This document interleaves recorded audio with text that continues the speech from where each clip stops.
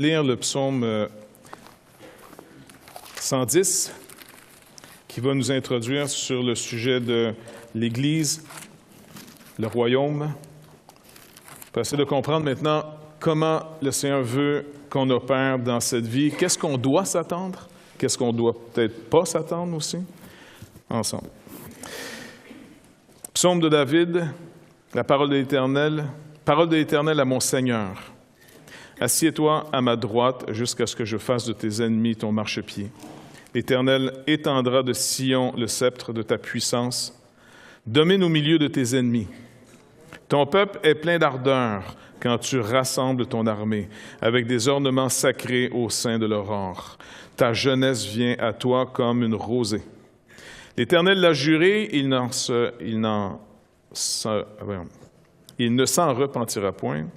Tu es sacrificateur pour toujours à la manière de Melchisédek. Le Seigneur, à ta droite, brise des rois au jour de sa colère. Il exerce la justice parmi les nations. Toute est pleine de cadavres. Il brise des têtes sur l'étendue du pays. Il boit au torrent pendant la marche. C'est pourquoi il relève sa tête. Parole du Seigneur. Le psaume 110, c'est peut-être un des psaumes les plus cités par l'Église primitive dans ses cantiques. On peut le voir entre autres dans Éphésiens, dans Colossiens, ainsi de suite. J'ai besoin avec mon fil le matin. Et ce psaume, finalement, était la raison pourquoi, après avoir été persécuté par d'abord les Juifs, c'était la première forme de persécution que l'Église primitive a dû subir, c'était par la nation d'Israël. Les Juifs étaient donc devenus les ennemis de l'Église primitive. Quoiqu'elle était composée au début que de Juifs, de gens qui étaient finalement de cette ancienne alliance, qui avaient cru. Mais, par exemple, Saul de Tarse, qui devient l'apôtre Paul, en est peut-être le prototype par excellence. Saul de Tarse, lorsqu'il était pharisien, et qui était instruit dans la loi, qui déclare lui-même avoir été, au fond, selon cette alliance, selon sa compréhension de la loi, sans reproche, il était irrépréhensible, néanmoins, montre qu'il ne comprenait absolument rien de cette alliance. Quoique c'était un homme, un érudit, dans le sens en connaissance, il faisait partie peut-être avait été à l'école d'un des plus grands de son époque, Gamaliel, mais lui-même avoue finalement aux Philippiens plus tard qu'il était ignorant. Il le rappelle aussi à Timothée, puis ainsi de suite. Okay? Donc finalement, les Juifs vont réagir parce que pour eux, le message de l'Évangile, qui était au fond le message aussi dans l'Ancien Testament sous la promesse, vient complètement déstabiliser la nation ou son espérance. Pour faire quelque chose de clair, les plus justes, à leurs yeux naturellement, mais les plus justes en Israël, les plus orthodoxes, avaient mal saisi le message et ils se confiaient dans la loi pour leur salut. Et c'est un problème qui existe jusqu'à aujourd'hui.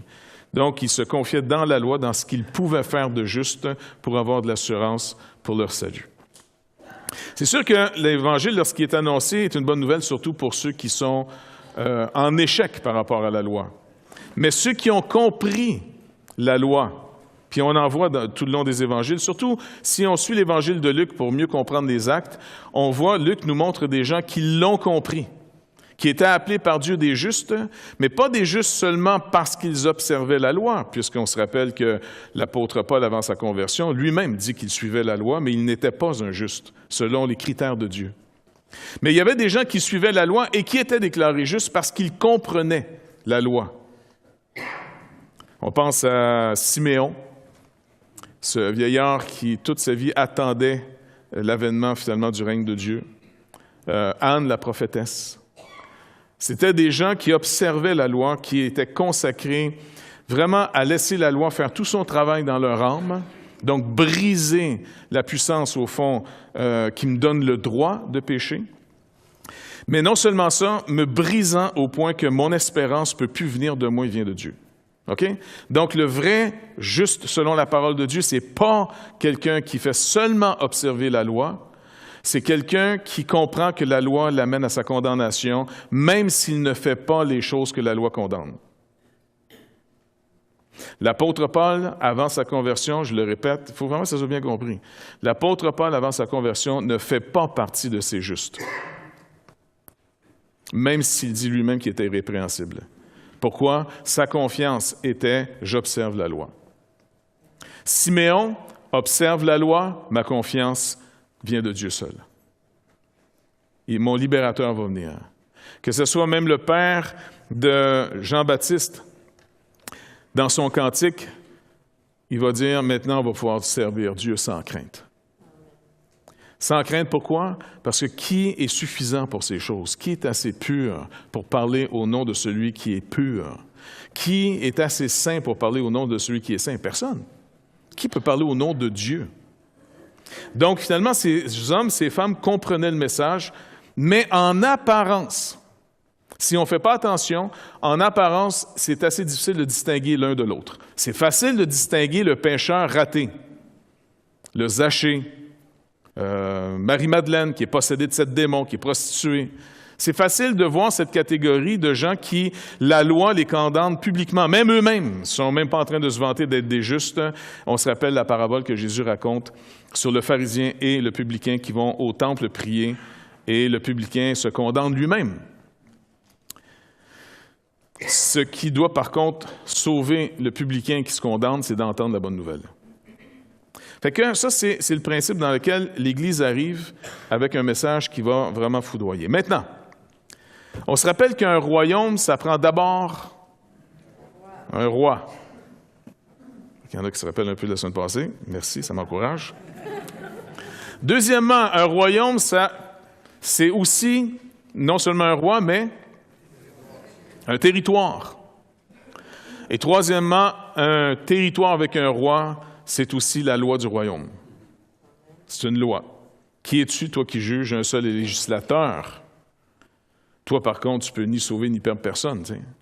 Donc ça, c'est la parole nous remet à notre place en disant, nous, on n'est pas des législateurs. Par contre, le péché fait de nous des faux législateurs. Parce que quand quelqu'un vous dit, par exemple, si quelqu'un vous dit, mais en tout cas, d'après moi, c'est pas mal. Qu'est-ce qui sonne pas correct dans la phrase? D'après moi. En fait, t'es qui? Moi, d'après moi, là, une rivière avec des truites dedans puis du saumon, les truites, tu dois les prendre. D'après moi. Mais mon d'après moi m'a coûté 600$. Donc, vous comprenez le principe, c'est pas moi qui fais les lois. Moi, je dois connaître les lois. Donc, si c'est vrai pour une truite, imaginez pour le reste de nos vies quand on est devant Dieu. Le drame, c'est qu'on est beaucoup plus lousse avec Dieu qu'on l'est avec un juge qui va nous envoyer une facture de 600$.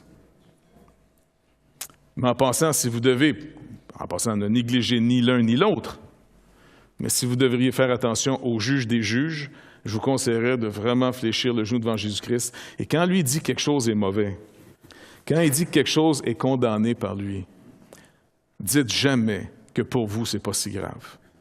Parce que vous êtes en train de parler comme un pécheur en pleine puissance. Vous parlez comme quelqu'un qui a usurpé l'autorité qui appartient au roi seul.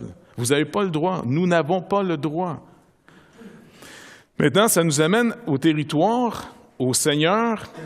Maintenant, est-ce que Jésus-Christ est présentement le roi des rois, le Seigneur des seigneurs sur toutes choses? OK, qui dit oui, on va dire. OK. Qui dit non? Qui s'abstient? Donc, on va voir ce que Jésus-Christ dit lui-même. C'est plus safe. Il nous dit finalement dans Matthieu 28, avant de partir, cette fameuse phrase, pardon, au verset 18, donc Matthieu 28, 18, Jésus s'étant approché leur parlant ainsi. Tout pouvoir m'a été donné dans le ciel et sur la terre. Tout pouvoir. Non seulement sur la terre, mais dans le ciel. Non seulement dans le ciel, mais sur la terre. Et c'est pour ça qu'il y a un cantique qui a été fait et qui se chante, parce que Richard Toupin a fait un bon travail de mettre une mélodie sur la version que Alfred Kuhn, je pense, a essayé de retrouver les... Je ne sais pas comment on pourrait dire, les harmonies, ou pas les harmonies, mais les...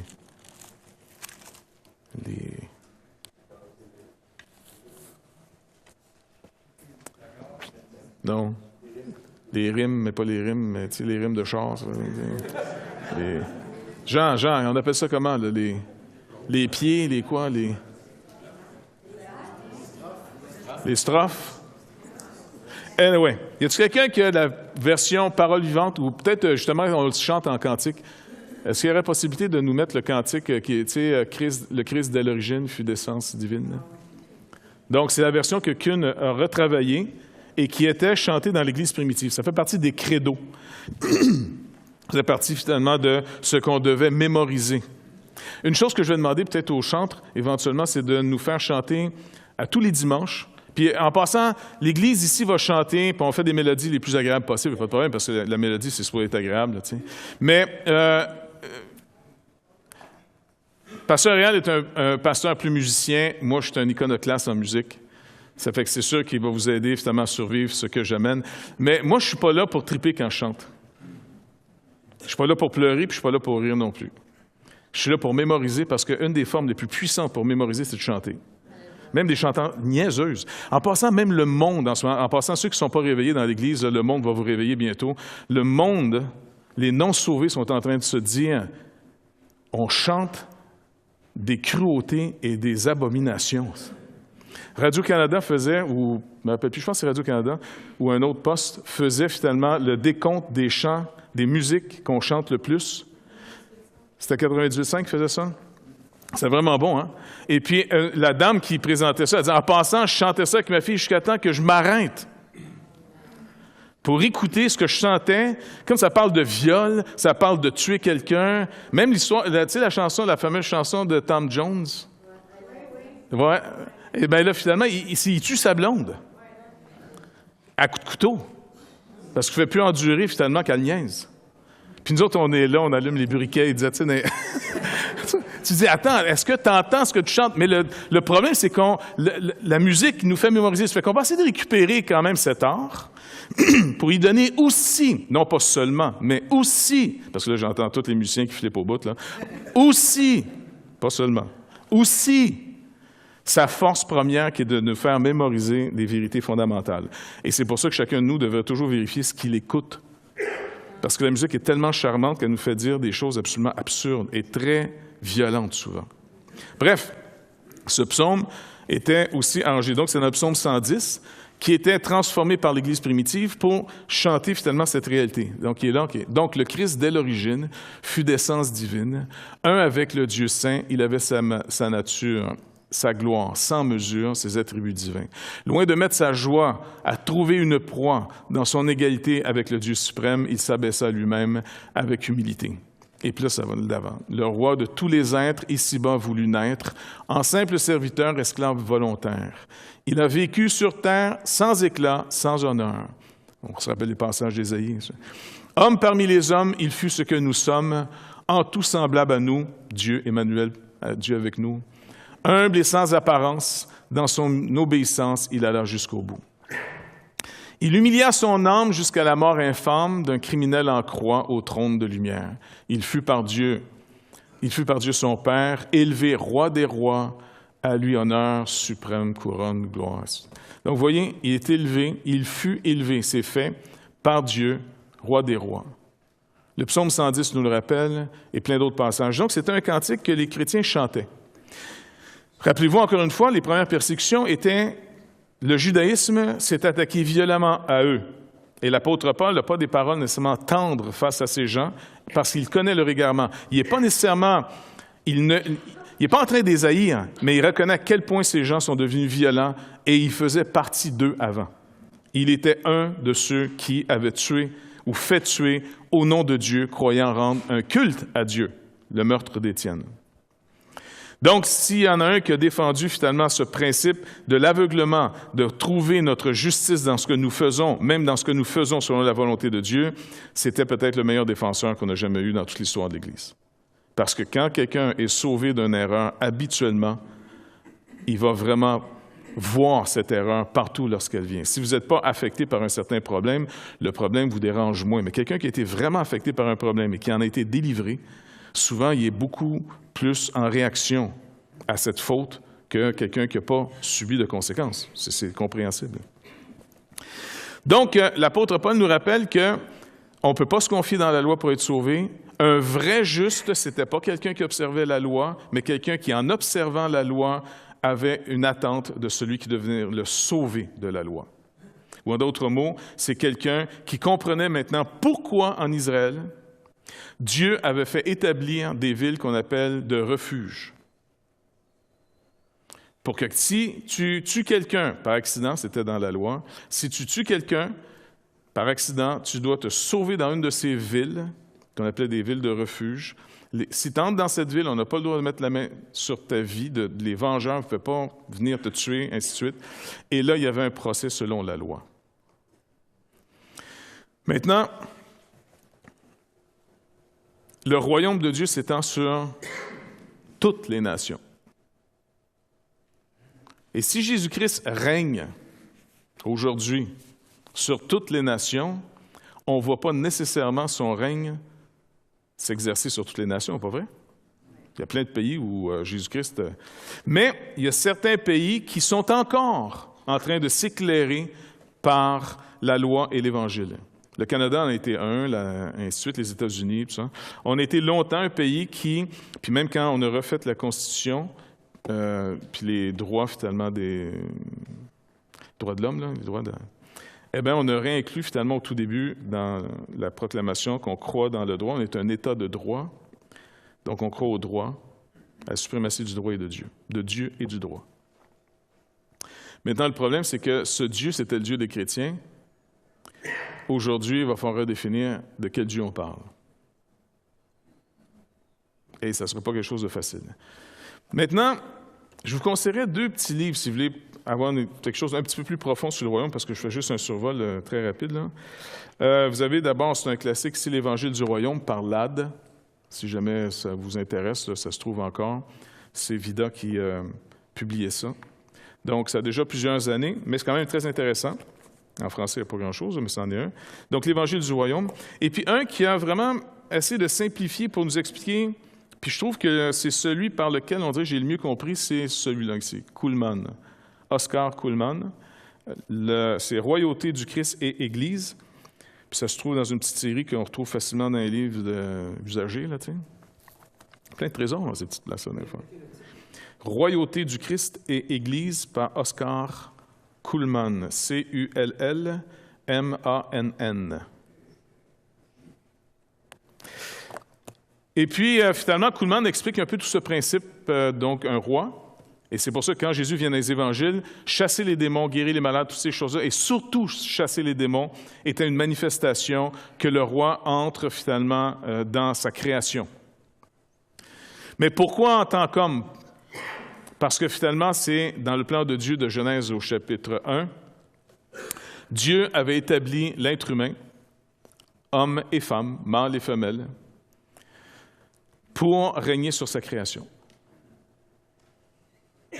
Et vous vous rappelez, quand Adam va avoir brisé cette alliance, Dieu lui rappelle que le sol, la nature au complet, va être sous la malédiction à cause de lui. Et donc, Paul, reprenant le même raisonnement, nous dit, c'est pour ça que maintenant, toute la nature, toute la création soupire dans l'attente de la révélation des fils de Dieu. Toute la création qui est encore soumise à la vanité, et dans l'attente du retour de Christ et de la transformation finale de toutes choses. Nouvelle terre, nouveaux cieux. Et je suis sûr que quand on va entrer dans cette nouvelle terre, nouveaux cieux, et qu'on va revoir la création de Dieu restaurée entièrement, ça va être absolument inouï. Mais en attendant, elle souffre. Puis Paul rappelle dans Romains chapitre 8 que ce n'est pas simplement la nature qui souffre, mais nous aussi. Puis on aspire. Fait que ça vient nous montrer un principe qui est assez, dans le sens où tu dis, écoute, Seigneur, est-ce que tu règnes ou tu ne règnes pas? Le Seigneur dit, oui, je règne. Psaume 2, il dit, demande-moi les nations en héritage. Ou encore la promesse faite à Abraham, toutes les familles de la terre seront bénies en toi. Maintenant, si tout le monde est devenu, au fond, un sujet de ce royaume, pensez à un roi qui fait une conquête d'un royaume, puis il a lié finalement, il a délogé l'ancien roi, il prend contrôle de son territoire. C'est un peu ce que Jésus nous dit lorsqu'il donne sa parabole sur l'homme qui rentre dans une maison, puis pour piller la maison d'un homme fort, il faut d'abord qu'il puisse contrôler le gars, le lier, puis après ça, il va piller la maison. Vous vous rappelez de cette histoire? Bon, Jésus, en venant dans le monde et en chassant les démons, qu'est-ce qu'il fait? Il montre sa puissance sur les démons. Non seulement ça, mais il dit à ses disciples, allez et vous aussi chassez les démons. Puis vous vous rappelez, les 70 sont revenus après, extrêmement contents, dit, hey, les morts ont ressuscité, les gens ont guéri, pour qui on a prié, et même les esprits impurs nous étaient soumis. Soumis. Et Jésus dit, je voyais Satan tomber comme un éclair. Pourquoi? Parce que lorsqu'on a fait, au fond, cette faute extrêmement grave que de briser l'alliance avec Dieu dans le jardin, il y a un usurpateur qui a pris contrôle de l'atmosphère. Les principautés, les esprits dans les lieux célestes. Et pas qu'une, mais Kuhlman, finalement, il résume assez bien. Je vais vous le lire bien rapidement, là. C'est le dernier petit chapitre sur la mission de l'Église dans le règne de Christ. Parce qu'on se demande maintenant, il s'explique avant, là, j'espère que je vais pouvoir vous mettre en contexte, mais vu que toutes les nations sont soumises au Seigneur Jésus-Christ, il peut les briser comme il veut, il peut déloger un roi comme il veut. Ce que Dieu faisait dans l'Ancien Testament. OK, c'est pas nouveau. Mais entre Dieu et les exécutants, il y a les célestes qu'on appelle, les lieux célestes. Et dans ces lieux célestes, vous vous rappelez Daniel, le livre de Daniel est vraiment intéressant pour qu'on comprenne. Derrière les empires, qu'est-ce qu'il y avait? Il y avait des dominations, il y avait des principautés. Il y avait des êtres qui dynamisaient finalement des peuples, qui les rendaient capables. Et on voit que ces bêtes qui sont énergisées finalement par des principautés, la dernière étant l'Empire romain, il nous est dit qu'à la fin, il va y avoir une petite pierre qui se détache, sans le secours d'un homme, et qui va aller frapper ce qui est représenté, ces empires sont représentés par la fameuse statue, là, tu sais, et ça va frapper les pieds. Pourquoi? C'est au lieu, finalement, de l'argile et le fer. Si vous n'avez pas cette... J'espère que tout le monde l'a lu un peu, parce que sinon je vais en perdre une coupe en ce moment, là. Mais vous lirez ça dans Daniel. Lisez tout Daniel, ça se lit vite, c'est facile, c'est fun, c'est vraiment bon. C'est là qu'il se fait, tu sais, les lions, dans la fosse aux lions, et puis ses chums sont mis dans la fournaise. OK, ça, c'est intéressant, vous allez le voir. Mais au-delà du phénomène, regardez surtout comment Dieu nous explique ce qu'il a montré à Daniel de ce qui se passe dans les lieux célestes.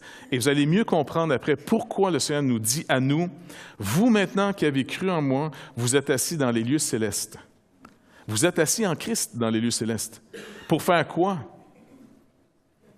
Pour commencer à avoir de l'influence sur ce qui dynamise une nation. Quand Paul dit de prier pour ceux qui sont élevés en dignité, pour qu'on ait le résultat de vivre tranquille, afin qu'on soit capable de faire notre travail librement. La nation est supposée être disposée à nous aider à annoncer la bonne nouvelle. Mais dans ces nations, vous allez voir, ils peuvent se rebeller encore. Christ est là. Mais comme pour les êtres humains, il y a un mystère de ce que Dieu laisse une liberté aux gens. Il règne, mais en même temps, on est responsable de ce qu'on fait. Peut-être juste une petite note pour ceux qui ne comprennent vraiment pas bien ce qu'on appelle le calvinisme ou la souveraineté de Dieu. Ce n'est pas de leur faute, je sais qu'ils sont... Non, il faut que je reste calme. Ils sont dans le stéréotype de penser finalement qu'on n'a pas de choix à faire. Non. On va leur dire encore, là. Si vous êtes appelé en jugement, c'est que vous êtes responsable. Ça marche? Vous êtes entièrement responsable. Dieu nous a fait grâce en Jésus-Christ. De notre côté, ça se joue en prenant une décision, en se repentant volontairement et honnêtement pour abandonner ce qui est en train de nous perdre, pour honnêtement et véritablement se tourner vers Jésus-Christ qui peut nous sauver. Ce n'est pas un autre qui va le faire à votre place. Vous devez le faire. Fait que ça, je veux que ça soit clair. C'est ça, oui, mais Dieu est donc plus souverain? Non, je pourrais t'expliquer que Dieu reste tout autant souverain. Oui, mais je ne comprends pas. Il n'y a personne qui t'a demandé de comprendre, dites. On te demande simplement de constater ce que les Écritures enseignent. Certains vont dire, non, nous, on dit que Dieu est un et il n'y a pas trois personnes en Dieu. Bien, Dieu dit qu'il y a trois subsistances en lui. Bien, ils sont-ils trois? Non, ils ne sont pas trois. Il n'y a pas trois dieux, il n'y a un qu'un Dieu. Donc, Dieu joue le rôle de Père, puis des fois, il joue le rôle de Fils, puis des fois, il change de casquette, puis il joue le rôle du Saint-Esprit. Non, le Saint-Esprit, c'est pas le Père, c'est pas le Fils. Oui, mais ils sont-ils trois? Bien, ils sont un et trois. Je ne comprends pas. Personne ne t'a demandé de comprendre ça, tout le monde te demande de constater. Donc, vous comprenez, c'est pas comprenable. Dieu est incompréhensible. Ça fait partie du credo. Dieu est incompréhensible. Par contre, ce Dieu incompréhensible se fait connaître. Et ce qu'il fait connaître est digne de foi. Point final. Je vais dire, mais non, moi, tant que je ne comprends pas, je ne peux pas. Tant que je ne comprends pas, je ne peux pas. Mon pauvre toi, tu fais plein de choses que tu ne comprends pas. Explique-moi pourquoi tu es tombé en amour avec telle personne.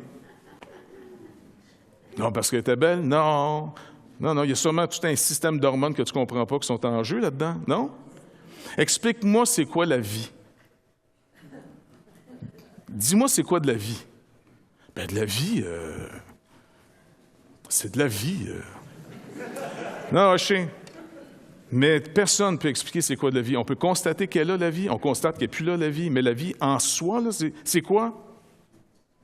Ah ben je comprends pas. Ben tue-toi de bord. Tu peux plus vivre, tu n'as pas le droit de vivre. Tu dis que non, moi si je ne comprends pas, je peux pas. Mais non, il y a plein de choses que tu ne comprends pas. Moi, écoute, mon char, je le comprends pas. Je veux dire, quand j'ouvre le hood, là, puis que je vais chez le mécanicien, puis il est là, c'est ça que ça sonne dans ma tête quand il me parle. Tu comprends-tu? Puis il pointe là, vers les choses. Moi, là, c'est juste de la tôle, des tubes sales, tout ça, puis tu sais, regarde, c'est vieux, ça. Ah, ouais. Je le comprends pas, mon char, mais il marche. Je sais où mettre la clé, je sais où tourner, je sais où mettre l'essence, je sais où checker l'huile, ça s'arrête là. Puis on est heureux, puis je suis capable de me rendre à Montréal, Québec, sans me poser de questions, prier, puis parler au Seigneur. Le char s'occupe de lui-même. Donc, il y a plein de choses qu'il faut arrêter un moment donné en disant « si je ne comprends pas, je ne le crois pas ». Il y a des milliards, de billiards d'affaires qu'on ne comprend pas. Ceux qui sont mariés le savent plus que les autres encore.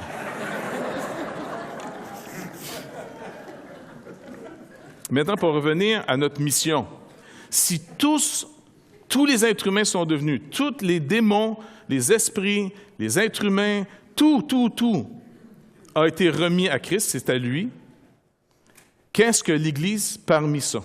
Fait que là, c'est intéressant, regardez bien, il dit, l'Église comme corps de Christ, lui-même est donc le plus grand des dons de Dieu. Cependant, elle participe à toute l'ambiguïté de la période qui s'étend entre la résurrection et le retour du Christ. Et le péché et la mort demeurent en elle parce qu'elle est composée d'hommes pécheurs, bien que sauvés par la foi. La tension qui en résulte ne peut guère être dépassée. C'est dans l'Église que nous est donné le corps du Christ, lequel représente la pierre angulaire de son règne, et c'est nous-mêmes, hommes pécheurs, qui formons ce corps. Ce que Pasteur Réal nous rappelait tout à l'heure, si vous faites partie par nouvelle naissance à l'Église universelle, vous vivez cette expression dans une Église locale. Parce que comment on peut se soutenir les uns les autres, s'aimer les uns les autres si on ne se rencontre jamais? C'est facile d'aimer quelqu'un que tu ne rencontres pas. Ben moins de problèmes. C'est facile de soutenir quelqu'un que tu ne connais pas.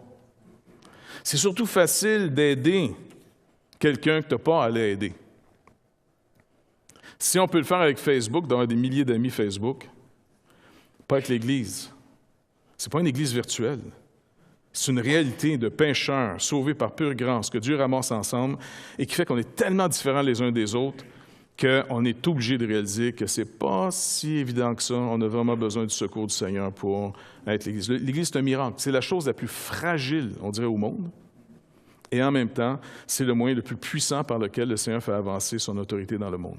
C'est ça l'Église. Il explique tout ça dans son passage. Il dit donc, premièrement, parce qu'il appartient à l'essence de l'Église que ses membres, à l'inverse des membres du règne de Christ, okay? Différemment du règne de Christ. Quand le gars parle ici du règne de Christ, il parle de tous les sujets.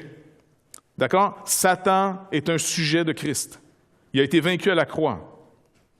Et c'est plus juste Dieu maintenant qui règne, c'est qu'il a donné ce règne à son Fils. Et il l'a donné à son Fils en tant qu'homme. Pourquoi? Parce que le plan de Dieu, c'est que par l'homme, Dieu va régner sur sa création.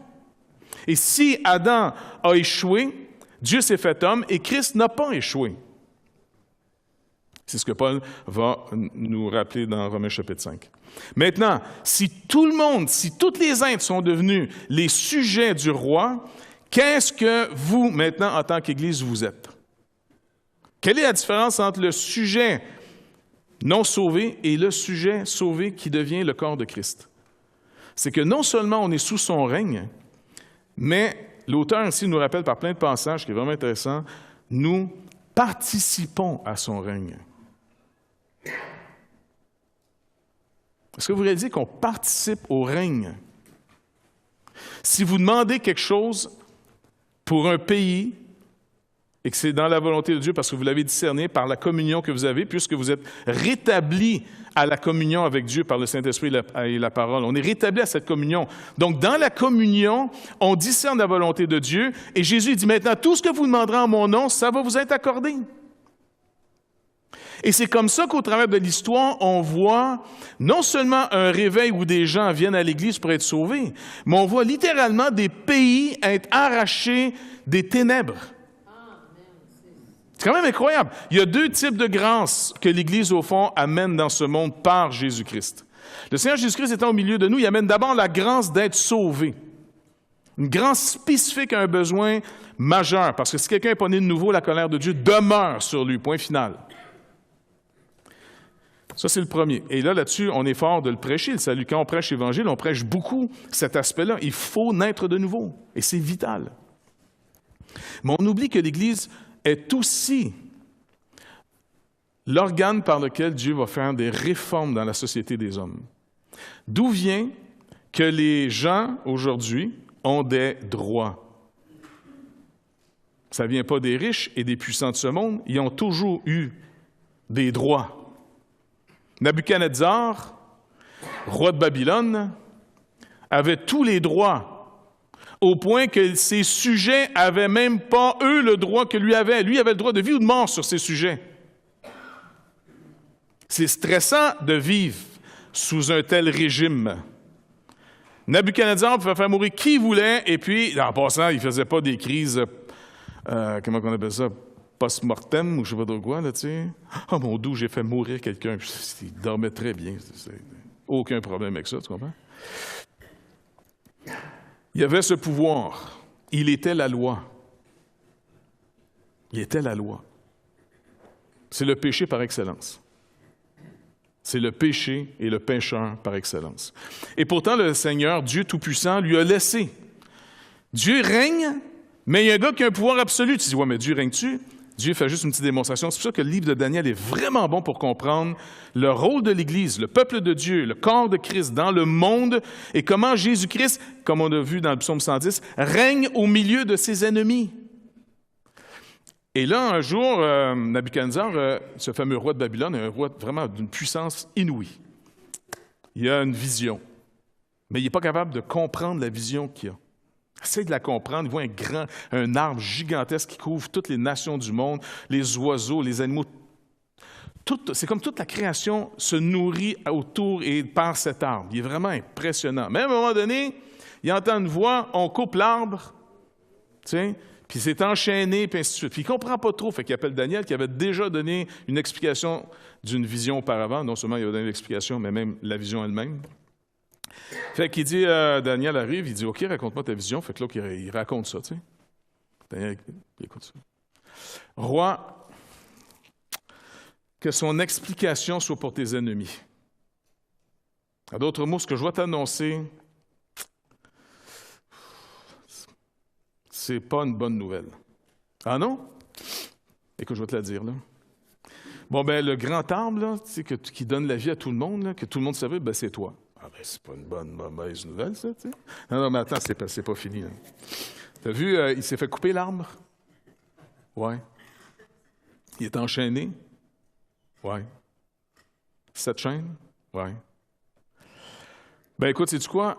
Tu vas être coupé, et puis, comme dans la vision, tu vas manger de l'herbe, et puis ça va durer 7 ans, tu vas venir fou raide, tu vas avoir l'air d'un animal, tu vas être un abruti chronique, on va t'attacher, tu vas avoir les cheveux qui vont te pousser comme les aigles, tu sais, les plumes d'aigle, tu vas avoir l'air d'une bête. Mais Dieu veut te montrer quelque chose, et il veut montrer à tous les puissants de ce monde qui sont aussi pris dans le même piège que toi. Dieu donne le règne à qui il veut. Il peut le donner au pire des imbéciles. Il peut l'enlever, puis il peut même y redonner. Fait que Dieu va te faire une démonstration incroyable. Il va t'enlever le règne.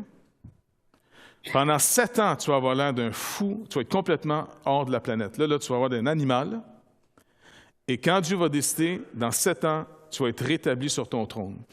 Perdre le pouvoir, c'est facile. Ça ne prend pas un Dieu tout-puissant pour faire perdre le pouvoir parce qu'il y a plein de requins autour d'un dictateur.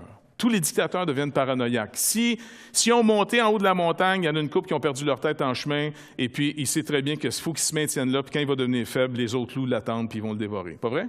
C'est pour ça que tous les dictateurs flippent au bout. Ça finit toujours mal. Un dictateur, ça finit toujours mal. Fait que perdre le règne, c'est pas si miraculeux que ça. Il va le perdre anyway. Dieu dit, non, je vais te montrer une démonstration. Je vais te le faire perdre, ce que normalement tu ne trouverais plus. Tu vas être pendant 7 ans un fou. Tu vas être fou pendant 7 ans. Tu vas manger de l'herbe, tu es une bête. Tu comprends? Tu ne seras même pas habillé, tu es une bête, tu vas être une bête. Tu comprends? Oui. Mais quand Dieu va décider, il va te redonner ta raison, il va te rasseoir sur le trône pour dire, est-ce que tu comprends qui c'est qui donne le règne, ici? Fait que là, l'autre, il fait attention à Daniel parce qu'il ne dit pas n'importe quoi. Il a fait ses preuves, Daniel, comme interprète. Fait que Daniel dit, écoute, je peux-tu te donner des conseils au roi? Oui. Là, exerce la miséricorde et la justice. Repousse ce moment. Oui, mais qu'est-ce que je... Écoute, exerce la miséricorde, occupe-toi des pauvres. Va aider, va mettre les mains où ça va mal. Ne te sépare pas, vite, vas-y, ça va produire un état d'esprit qui va t'aider à rester lucide le plus longtemps possible. Fait que, OK, il a dû faire quelques petites réformettes, là. Tu sais, parce que c'est une moyenne vision, puis c'est le gars, je vous le dis, c'est pas n'importe qui, Daniel, pour le roi. À un moment donné, à peine 1 an plus tard, parce que, tu sais, des fois, il y a des gens de repentance ou des repentettes. Non, c'est vrai, il y en a, quand ça fait mal, OK, oh, shit, tu comprends? Tu sais, ça existe, c'est vrai, hein? Les gens, quand ça fait mal, sont tous prêts. Le lendemain d'une moyenne brosse, bois plus, amen! Tu comprends? 6 heures le soir, moi, ça va pas si pire, moi, en prendre une petite, hein? Tu comprends? Fait que ça, c'est ce qu'on appelle les promesses d'ivrogne. Bref, il y a des repentances à la manière d'ivrogne. OK, oh, shit. Tu dis, attends, on va voir si ça dure. Puis, Nabu, il est en train de faire un genre tu sais, de wow. Mais là, à peine 1 an plus tard, il avait fait bâtir dans Babylone, c'est une ville qui était une des merveilles du monde. Puis il y avait ce qu'on appelait c'était dans les 7 merveilles du monde, les jardins suspendus de Babylone. Après, c'était un phénomène incroyable. Fait que là, il se promène sur ces jardins. Puis à un moment donné, il s'énerve, comme la plupart d'entre nous. « Hey! C'est-tu bien moi qui a bâti ça? » Tu sais, des fois, on dit « Donne la gloire au Seigneur. » Puis il y en a « OK. » Puis là, on dit, le Seigneur, qui c'est qui l'a fait, la job, le Seigneur ou bien moi? Tu sais, qui c'est qui l'a donné l'argent? Qui c'est qui a été évangélisé, là? Qui c'est qui a souffert, là? Fait qu'écoute, à chacun sa gloire. Pas vrai? Tu sais, quand on est fru, là, puis qu'on est tous... C'est qu'est-ce qu'on est en train de dire? Wow! On me traitera pas n'importe comment. Pourquoi? Tu mérites-tu quelque chose? Fait que Nabuchodonosor, il est là. « Hey, c'est moi qui ai bâti ça, Babylone. Je l'ai bâti, j'ai pris ça de rien, puis j'en ai fait l'empire du monde. J'ai le droit de vie ou de mort. » Puis là, il commence à s'énerver. Puis là, il entend une voix. « OK, roi, c'est l'heure. » Et le gars, il est frappé. Il devient comme un animal pour 7 ans. 7 ans plus tard, il se réveille. Il doit avoir des moyennes courbatures, ça devait, tu sais. Il est toasté en été, il est gelé en hiver. Tu sais, le gars est une bête, il est dehors, là. Il revient et c'est comme si Dieu met la crainte dans le royaume. Le gars, il est rétabli. Et il a écrit une lettre, vous devez la lire. Au chapitre 4, la lettre que le gars écrit. Donc, ça nous fait revenir à la conclusion de qu'est-ce que l'Église dans les milieux des royaumes. Est-ce que vous réalisez que vous êtes les Daniel de ce monde? Vous êtes le corps de Christ. Vous êtes ce que le Seigneur décide de continuer de faire. Il a reçu maintenant en tant qu'homme le règne. Et là, non seulement il l'a reçu, mais il dit, puisque vous êtes avec moi, Père, voici la prière que je te fais. Là où je serai, je veux que mes serviteurs soient aussi avec moi. Fait que t'es là, OK, on va et tout. Vous allez venir maintenant prendre possession de l'héritage du monde. Wow! Attention, vous allez le prendre comme je le prends. S'ils ont reçu votre parole, s'ils ont reçu ma parole, ils vont recevoir votre parole. S'ils ne m'ont pas reçu, ils ne vous recevront pas. Le problème, c'est que Jésus-Christ va régner, mais comme il a commencé à régner dans les évangiles. Pas comme quand il va revenir pour mettre un terme final. Et c'est là que souvent, on tombe dans 2 extrêmes. On pense que le Seigneur est parti, puis il ne fait plus rien, puis le monde est laissé à lui-même, puis il est juste en train de sauver du monde, puis on n'a pas à s'impliquer dans le monde parce que c'est fini. Ou l'autre extrême, c'est l'évangile de la prospérité. Non, on va amener le royaume maintenant. Non, quand Jésus va revenir, il va l'amener lui-même, le royaume. Pour l'instant, il va continuer à faire comme il a fait à Jérusalem. S'ils m'ont persécuté, ils vont vous persécuter. S'ils m'ont écouté, ils vont vous écouter. Alors, vous allez partir et vous allez être, je vais m'incarner, en d'autres mots, je vais être au milieu de vous et vous allez apprendre à monter vers moi. À monter, on monte vers la teinte. Éphésiens chapitre 4, là, il est la teinte du corps. Et nous, c'est discerner où il s'en va. Qu'est-ce qu'il veut faire? Il veut annoncer la bonne nouvelle. Il veut faire telle chose. Il va faire des réformes en temps et lieu. Mais, il dit, n'oubliez pas, ils vont vous persécuter parce que c'est pas dans mon retour glorieux, là. Je continue dans ma première... Il est toujours, en d'autres mots, il est toujours dans sa première venue. Il va faire des miracles comme il en a fait. C'est pour ça que soyez pas surpris qu'il y a des miracles qui vont se faire. Mais pas de manière industrielle, en disant « on va régler le problème ». Non, on ne réglera pas le problème. On va manifester qu'il est, on va manifester que le roi maintenant, qui est venu dans la personne de Jésus-Christ, continue à aller dans le monde entier par le corps de Christ. Vous êtes mon corps, Jésus dit. Vous êtes mon corps.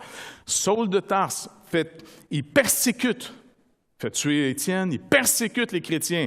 Et quand il y a cette vision du Seigneur Jésus sur la route de Damas, comment Jésus l'aborde? « Saul, Saul, pourquoi me persécutes-tu? » Est-ce que vous voyez que quand quelqu'un vous bénit, il bénit le Seigneur. Quand quelqu'un vous fait du trouble, il fait du trouble au Seigneur. Donc, c'est pour ça que la parole de Dieu nous exhorte de se comporter d'une manière digne de cette vocation, parce que vous ne vous représentez plus vous-même maintenant. Nous représentons le Seigneur. Donc, il faut avoir un comportement qui est correspondant à lui, afin que si on est persécuté, c'est parce que son caractère, sa nature a été rendue manifeste. Pierre nous dit, par contre, si vous êtes persécuté parce que vous avez agi en gens malhonnêtes ou ainsi de suite, bien là, vantez-vous pas que vous êtes persécuté au nom de Christ, là.